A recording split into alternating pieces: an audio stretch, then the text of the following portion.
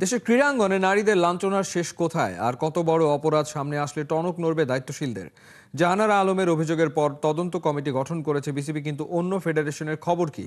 ক্রীড়াঙ্গন আদৌ নিরাপদ হবে তো নারীদের জন্য? এসব নানা সমস্যা নিয়ে বুধবার দেশের সাবেক ও বর্তমান অ্যাথলিটরা একসাথে প্রতিবাদ কর্মসূচি দিয়েছিল বিসিবির সামনে, যেখানে অ্যাথলিটরা নিজেদের নিরাপত্তার পাশাপাশি অভিযুক্তদের দায়িত্ব থেকে সরানোর জোর দাবি জানিয়েছে।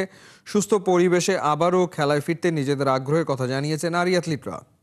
অভিযুক্ত আছে তারা এখনো স্ব কর্মস্থানে বহাল আছে, তাদেরকে অবিলম্বে এই পদগুলো থেকে প্রত্যাহার করতে হবে, এটা আমাদের সকলের দাবি।